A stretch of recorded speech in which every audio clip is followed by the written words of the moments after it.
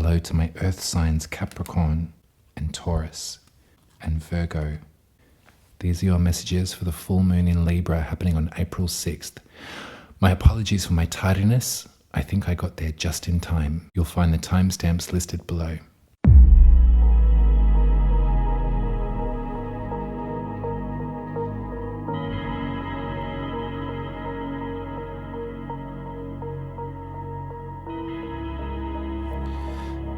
G'day Capricorn, how you doing?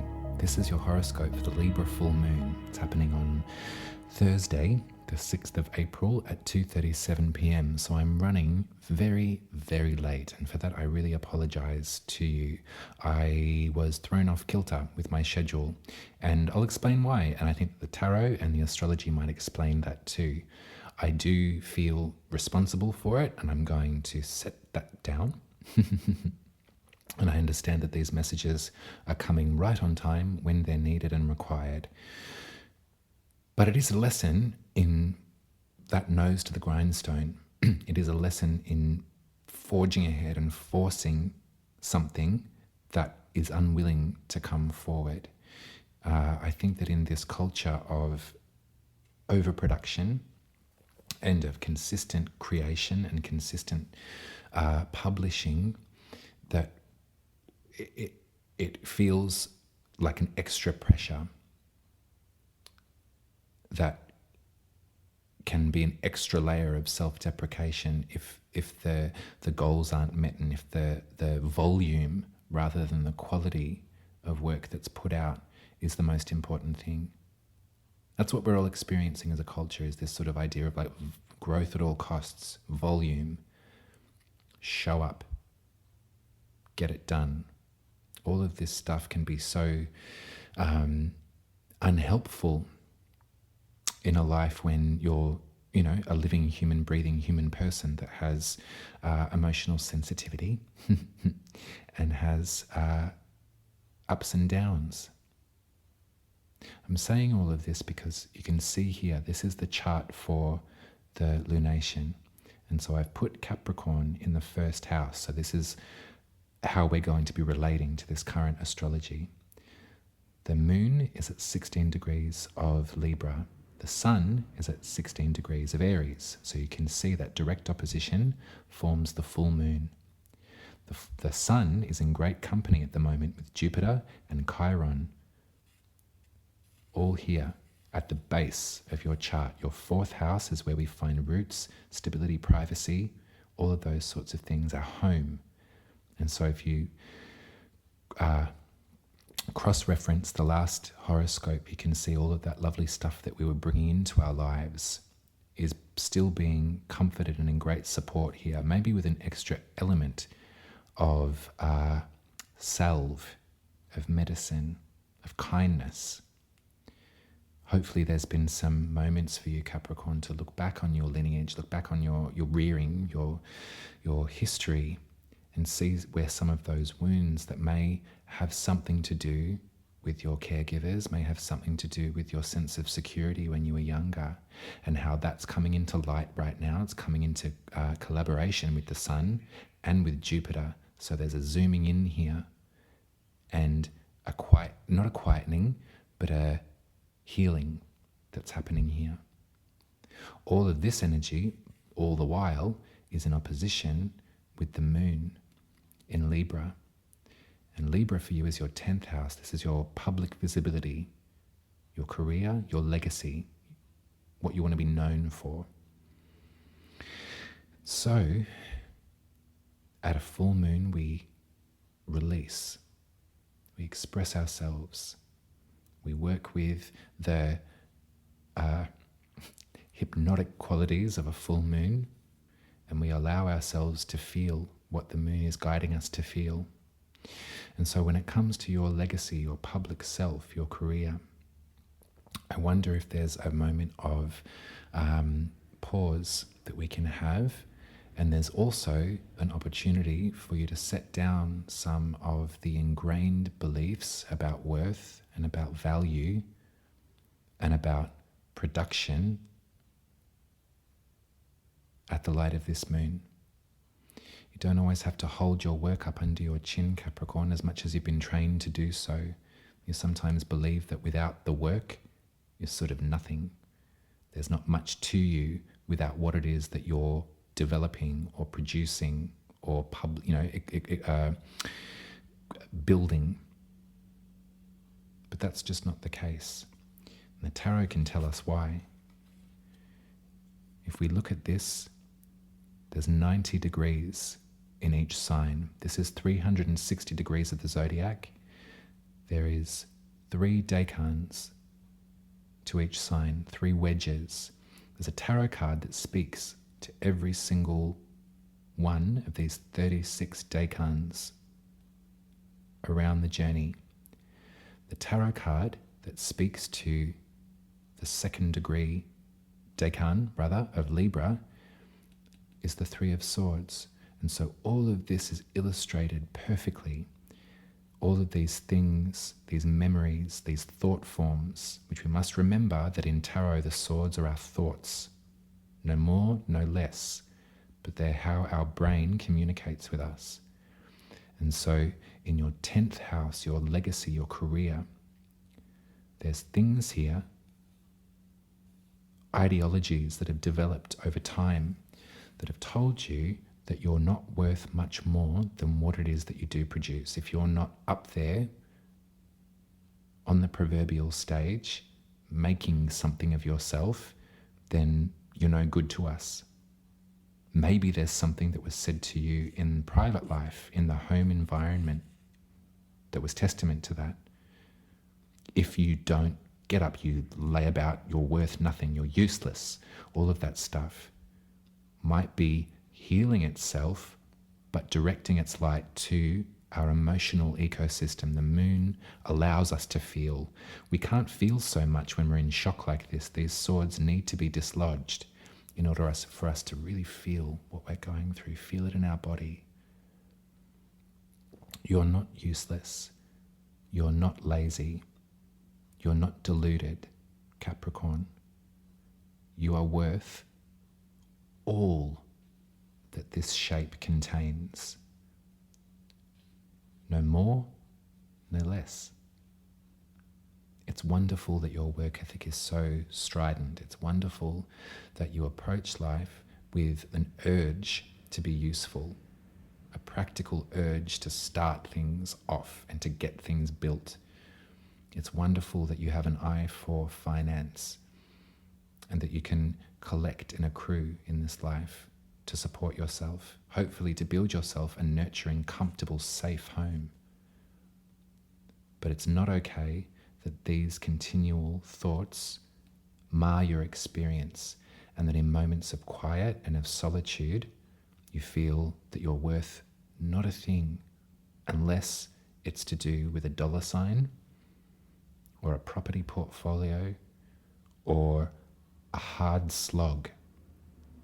Now, this is something that's going to be more tricky for us as a human species to unpick, is this idea of hard work. And there's nothing wrong with hard work. There's nothing wrong with sweating it out and being that feeling of accomplishment that you receive after a hard day's work or after a project is completed. But that shouldn't be the state that we're in forever. It can't be. It can't be. This card, and whenever there's a full moon in Libra, I tell you what, I really want you to think about this. It might not always hit this card, but I want you to release the expectation that you need to produce consistently and put your nose to that grindstone and grind it away to a pulp. Because that doesn't leave you with room enough to rest, to play, to cry.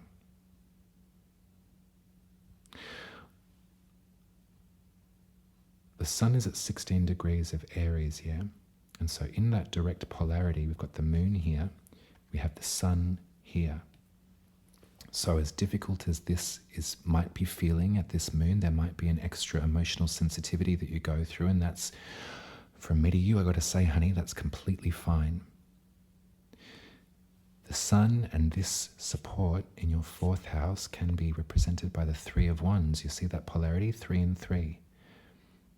Look at this beautiful crystal ball, this beautiful, honest person that's divining.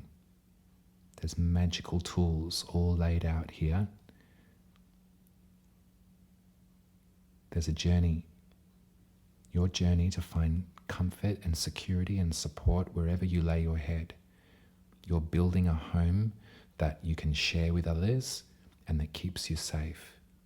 Your root system belongs to your body and it grows from you. So wherever that is that you decide to go, it's your roots that will keep you safe through the winter, that will keep you in support and protection. And so you're doing this now. You've been working with Aries season really well so far. And we've hit a snag because of these thoughts about your worth. So I want this to be our direction, where we're going, what we're looking at. We need to look at this because we can't continue with our magical work if we disregard this. But let's find the bridge. Who can help us from that point to this? It's just going to be one card this time, and it's a system that presented itself to me this morning as I woke up, and I trust it.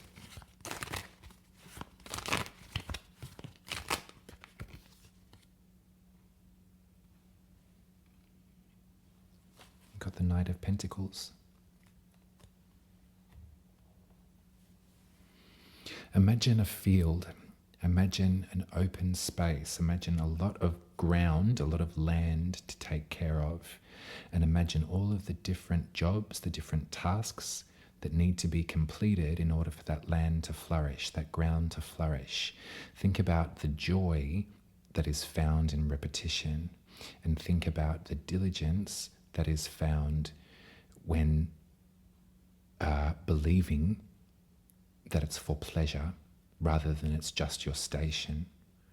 I want you to imagine a field that has been ploughed but is yet to be sown. And I want you to imagine yourself in company with someone. Maybe they're holding your hand and they're looking out at all of these jobs to do, all of these tasks to get done. And they're thinking to themselves, oh gosh. Or you're thinking to yourself, oh gosh, I'm overwhelmed. Seems like a lot to deal with. But that person that's holding your hand is like, yeah, let's do it. Where's our list? Where's our schedule? What do we do? And what are we doing it for? We're doing this to sit back and relax when the job is done and to survey the space and to go, wow, we built this ourselves. We built this so we could be ourselves in privacy and in comfort. We built this so we could share it with other people and have them come over and have them feel themselves, have them feel welcome in the space, have their vulnerabilities sort of show. Because when we're sort of caught off guard by such beauty, we can sometimes feel like little kids.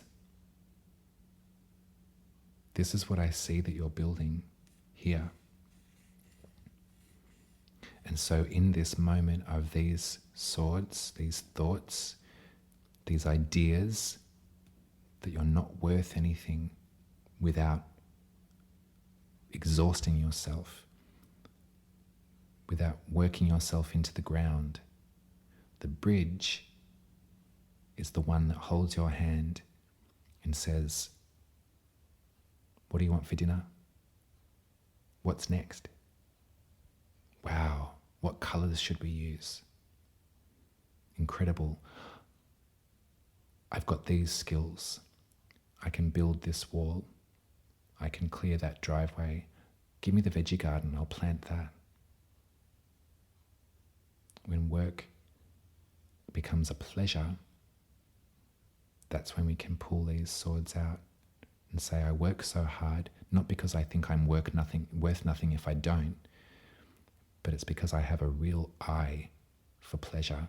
I have an eye for providing a safe, comforting environment for folks that I love, and for really worshipping and tending to the magic of nature. I can't wait to watch this thing grow in front of me. And soon it will take over. Soon it will develop its own roots and will grow to the heavens. I planted the seed, but I can't wait to see what comes next. This place is somewhere where I can rest, and somewhere where I can be myself. That's your reading, Capricorn. Happy Libra full moon. I adore you. You take care. Be kind. Ask questions if these thoughts come up, and provide yourself with some answers. Provide yourself with the alternative to your work ethic being the only thing that is valuable about you. I'll speak to you in a little while. Let me get back on schedule. But the next lunation we have to look forward to is this solar eclipse that happens right here. So just as the sun enters Taurus, we have an eclipse. And so your fourth house, there might be some results sooner than you think. But we'll see. Much love to you. Take care.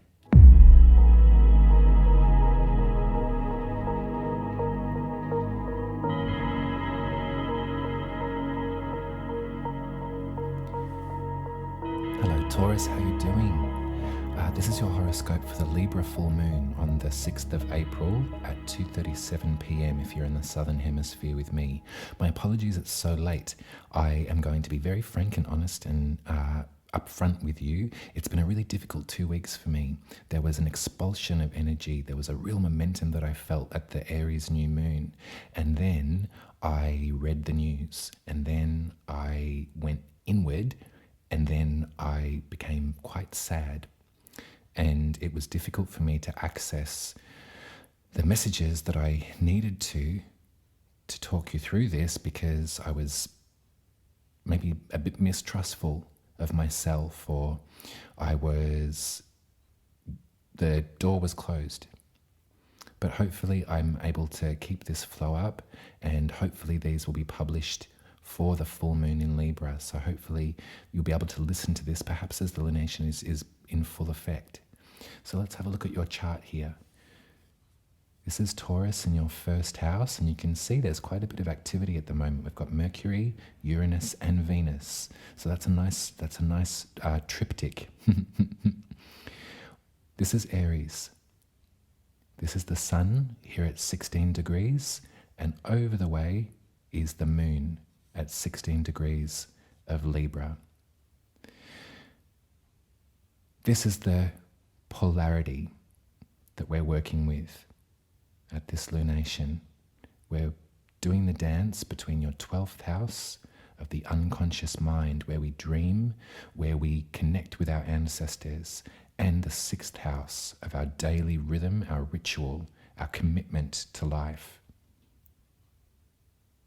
This moon here might be bringing up some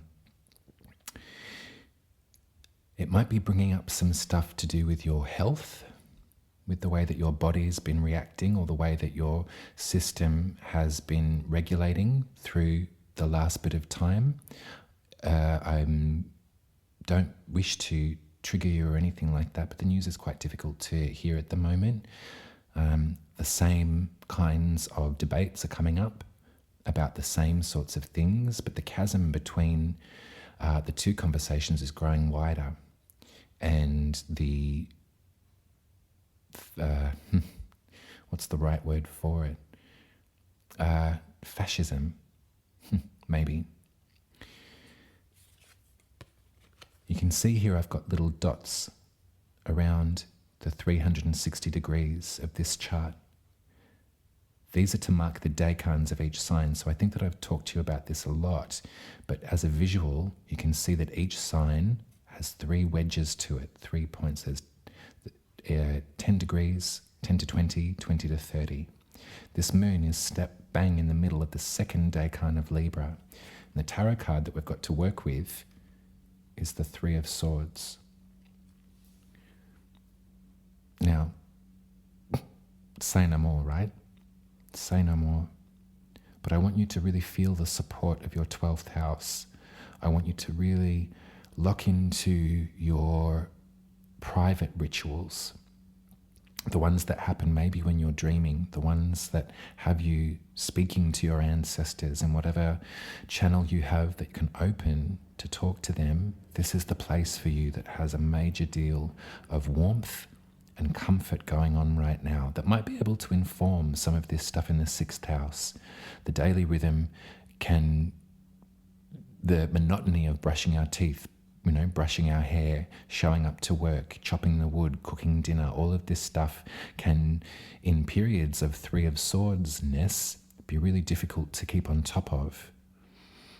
They can fall away, and this is when we've got to check in with ourselves, and we've got to remember that self-care, the base note of that principle, that idea, that concept, is in our 6th house, our daily rhythm. We brush our teeth to take care of ourselves. We cook dinner to nourish ourselves. We go for a walk to exercise ourselves, to let the blood flow through our body. When this is going on, it can be really difficult. But I want to remind you about this card, that these swords here, in tarot, the swords are our thoughts. These could be memories. These could be from outside. These could be bits of information or difficult conversations that have been had, difficult perspectives from somebody else. This moon is an invitation to perhaps dislodge these swords, to let them out, to let this flow, and to come into better friendship with our body, with our ritual. There was a time where I used to get up every morning and do a Sudoku because it was all I could do. It was a ritual that I had to enact to regulate the anxiety that I was feeling. I've taken to cooking dinner every single night at a certain hour to regulate. Regulation is very valuable when things feel unstable and things feel dangerous. I also think that in your 12th house, your unconscious realm, your access to your ancestors, there's some healing that can happen here too. You can see this little key shape here is our beautiful friend Chiron. We know that Chiron brings with him an examination of our unconscious wounds. And for you, this is almost quite literal. If the 12th house is our unconscious, with Chiron here, and Jupiter, and the Sun, there's a trio of warmth that's going to help you and sit with you and listen to you as you talk about some of this stuff, or unravel it, unpick it. My tarot teacher is a really great woman. Her name is Julia Inglis, and she has a website called Sacred Familiar. She does incredible ancestral work.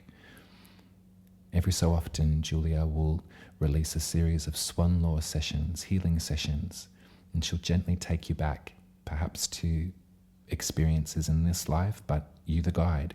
You guide this. And sometimes you find yourself talking about things from past lives, from different incarnations, different things that are embedded into your system, into your 12th house. And you get to bring them to the surface, and you get to remove some of these swords. Now, I don't know if she's got these sessions available at the moment. She's quite busy with other projects, but I would keep your eye open. I find that when this happens, I go back to my reading. I remember it. And I remember the journey that I went on with the swan. Now, I want to build us a little bridge here. So I'm just going to pull one more tarot card, I think.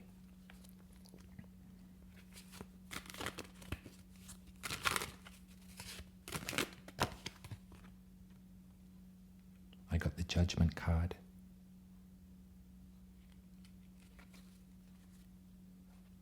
What a beautiful bridge to have from the sun and the moon.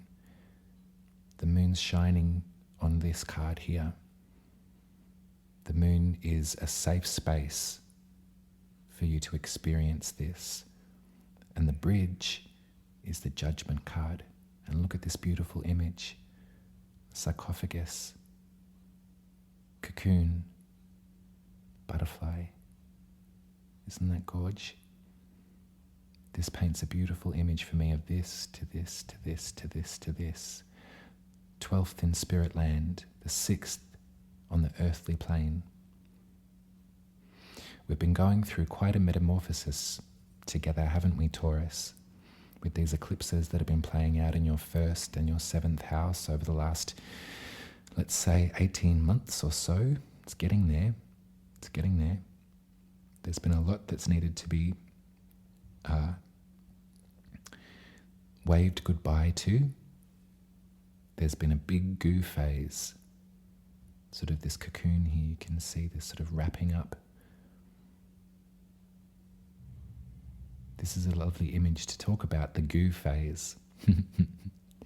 My incredible friend Max Bookbinder has a lot to say about the goo phase, the transitional point between one and the other, the point where physical matter liquefies completely. It doesn't disappear though, does it? It disintegrates form in order to birth the new.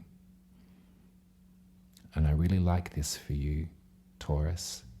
I think that I really want you to remember that this is a process and that cards like this are a part of the cycle, aren't they? But they don't stay here forever.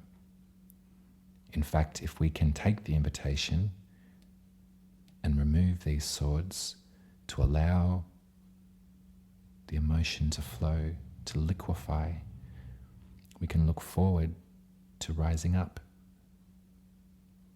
and to getting acquainted with our new physicality, our new outlook, our new vantage point. Life is the same and it's different. It's the same and it's different. If we can find this bridge between our unconscious wounding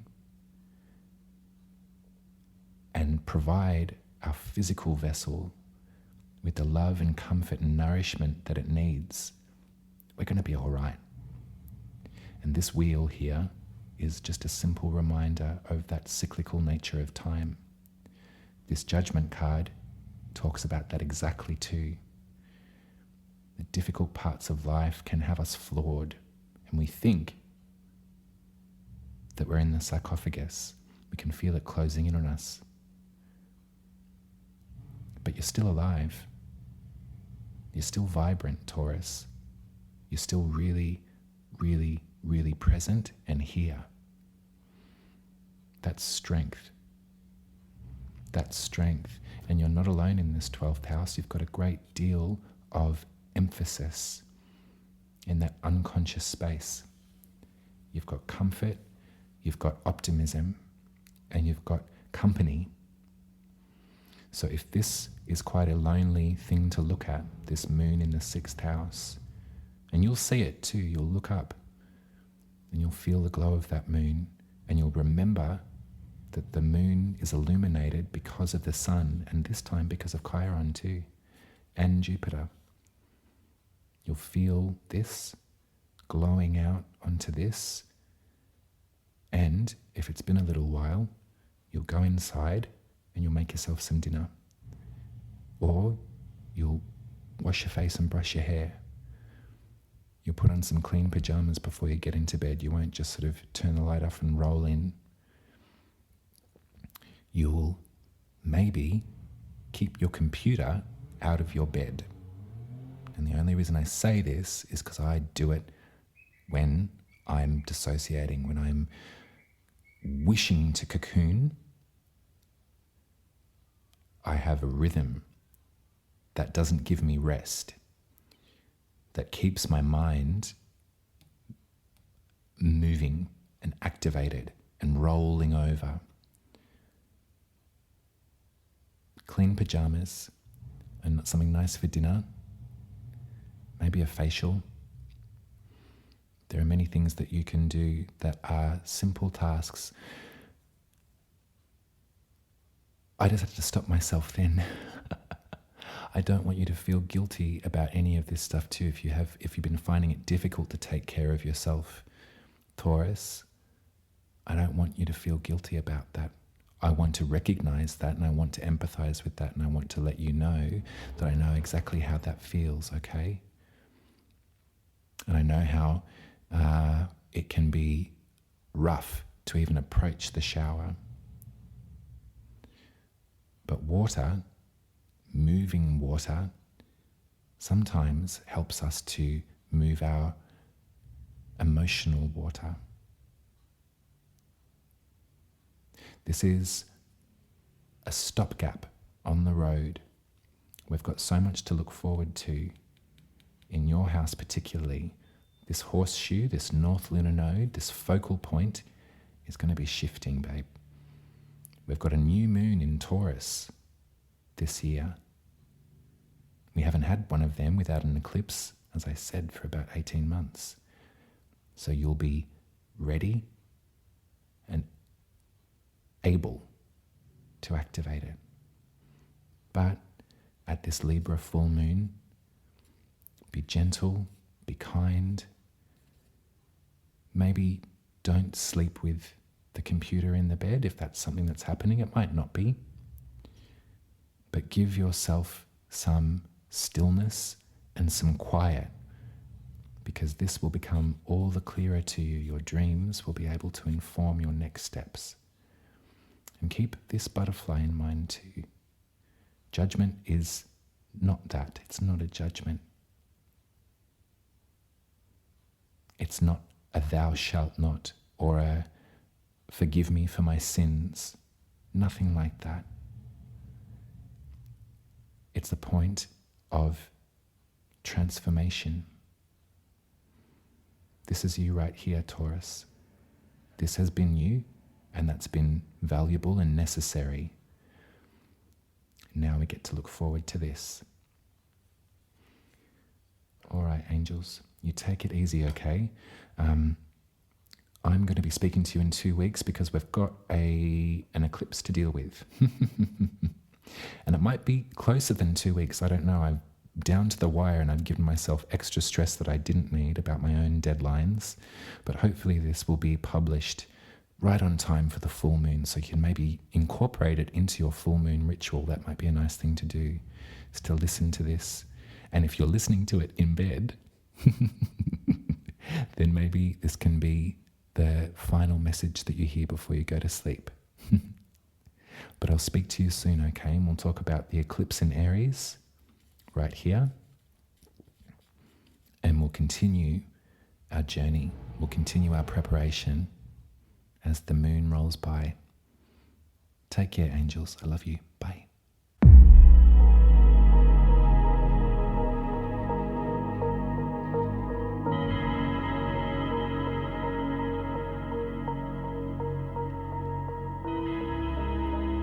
Hello Virgo, how you doing? Welcome to your horoscope for the Libra full moon on the 6th of April at 2:37 p.m. if you're in the southern hemisphere with me. So those in the northern, it's on the 5th, but you can look that up. I apologize for my tardiness. It's been a difficult 2 weeks, I'll be honest with you. Aries season brought with it a great deal of potential for me and a great deal of optimism, and I was smacked in the face when I read the news too much. And rather than not read the news and put my head in the sand, I absorbed what I was reading and what I was witnessing. And it did bring up some things that had been buried for a while. It did bring up some opinions or thoughts about myself and about my community that were difficult to surmount. The polarization of our human species is obvious It's actually a word that I haven't heard repeated so often until the last few years. Polarization is something that we've all had to go to the dictionary and have a look at really what does that mean. Probably a really good thing to think about at the time of a Libra full moon. So Libra, the sign, can be represented by the Justice card in Tarot.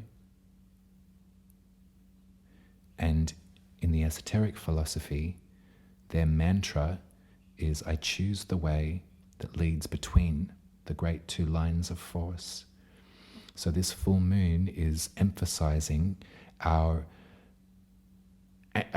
disinterest or our conviction to resist polarity, to recognize the way of the way that information is communicated and the way that it travels these days, to recognize that a lot of the computerized systems of relaying information would have it that things are polarized, that folks that are on a certain vantage, from a certain vantage point, looking for a certain stream of information will receive that and that only. And none of us are immune to this. On whatever side of the polar opposite that we consider ourselves, we're receiving information and we're receiving ideologies and we're receiving opinions that agree with us. And as a communal structure, that leaves no room for compromise, and that leads to places where hideous violence shows itself, where hate speech has a second coming, where we're in a world that looks a lot like it did 80 years ago. Propaganda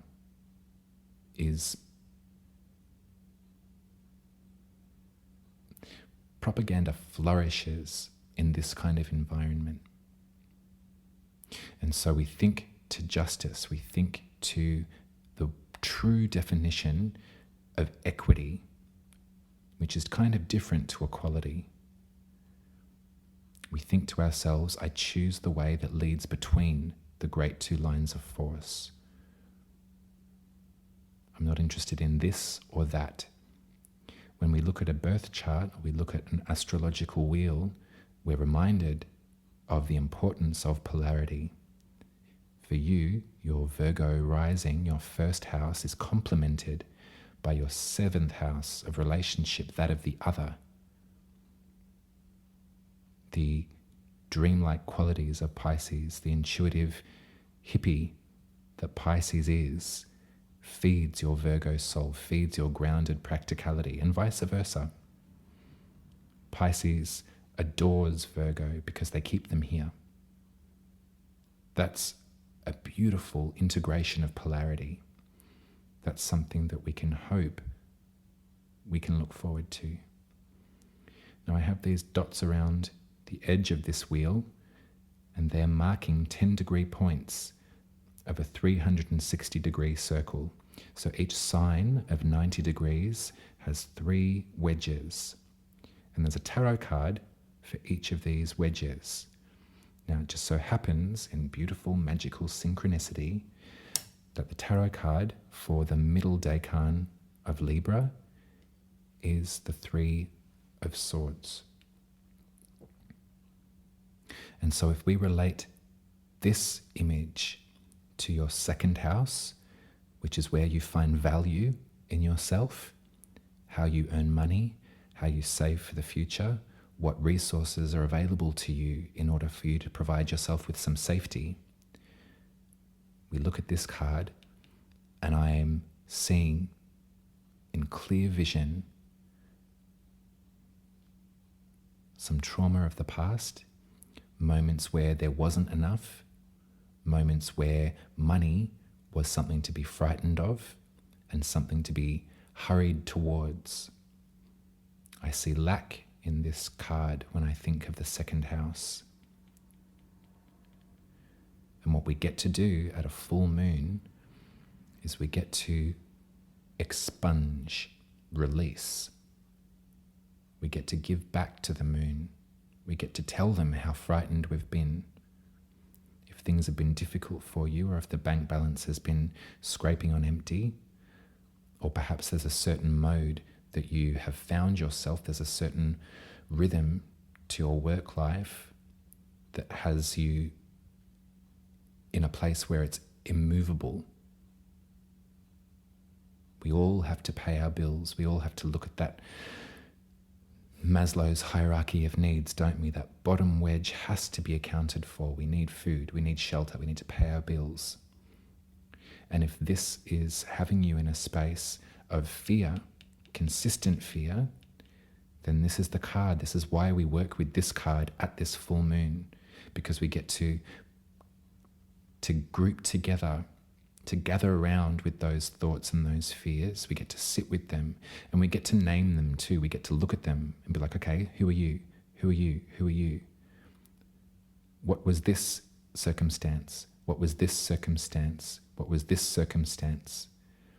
When I didn't have enough to eat, when I couldn't pay my electric bill, when everyone forgot that I was in their care and they were responsible for me, and I went without, and I didn't ask for assistance because I didn't know how.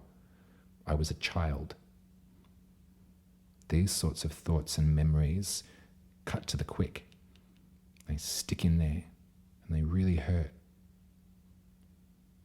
The moon will allow us to dislodge some of this, to remember it, and then to check our current environment, and to check that we're safe, to check that we've got what we need, and then we can open up this definition of the second house into our values and how we intend to live our lives, how we intend to move through this life, and what we intend to give and provide for other people. That's the polarity of the second and the eighth house. The second is our autonomous ability. The eighth is our commitment to others. It's how our values, our resources merge with others. And right now there's a great deal of beautiful, warm support here. There's some wounding here that's being salved. Some of these unconscious, embedded memories are being emphasized. The wounding of being in relationship with others, the wounding of relying on someone else is showing itself for you, Virgo. And you've got the support of Jupiter and of the Sun. They're expanding on that idea. Maybe that's why things are feeling a little bit tense and a little bit emotional, and kind of there's a worry there. And there's also a responsibility that you feel that you're the one that has to keep this ship moving because nobody else will, because you've been trained that there's no safety net. If you don't do it, then no one will. What I'd love for you to examine is if that's the truth right now, or if that is coming from here. And if it's the truth right now, can we name it? Can we talk about it with folks that we're in distinct collaboration with, where there's a contract between two?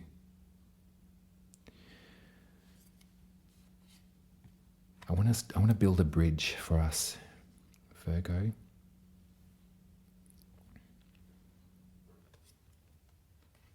So this card here, the Three of Wands, we can consider the sun. This card is the moon right now.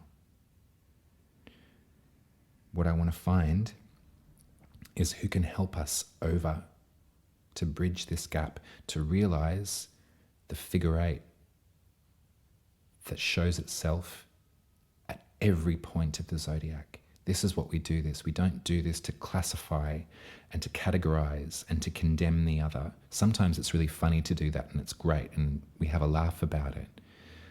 But I'm committed to this work to remind us all of how much in common we have with one another and how much we can look forward to support from the other when we need it. So what's the bridge here? Because the Three of Wands does talk about conviction and commitment. And so if this is the 8th house, and right now we're experiencing some of this pain in our 2nd house, what we think we're worth, how can we bridge this? How can we take the bridge, take the journey to finding our own self-worth in the company of others, by the contracts that we've signed, by the commitments that we've made in this life?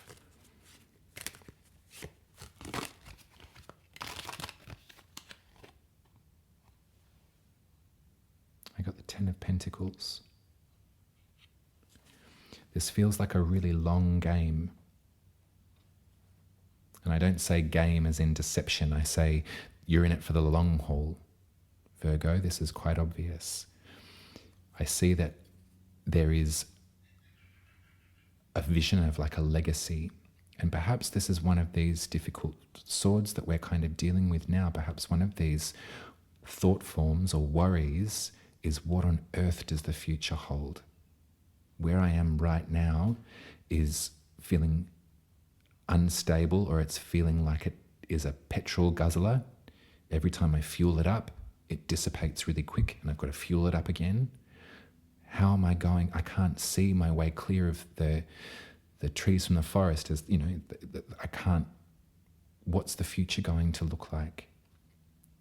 I think that I'd really like you to zone in on your conception or your perception, your idea of what a future might look like for you. If you can consider yourself as an old person with grey hair, when you look around, what does life look like? What do the rooms look like? What's hanging on the walls? What is the library? What books have you read? Who's in the kitchen making dinner? I want you to zone in on this feeling of warmth and welcome and comfort at this full moon. And I want you to remember that you have what it takes. You of all people, Virgo, you are the one with your 2 feet firmly planted in the earth. You are the one that can actually materialize every fantasy, every thought form, every spiritual peekaboo, every dream. You're the one with this stuff that can be like, okay, I can translate that. That's maybe what this means. And you bring it to earth, you find the seeds and you plant them.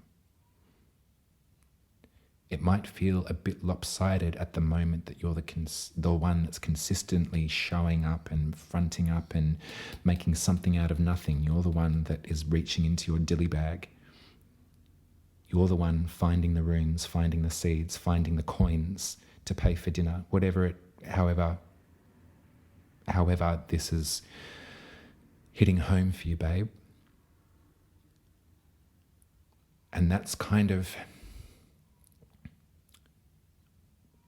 that feels lonely until you talk about it, and also until you recognize what the other person is providing.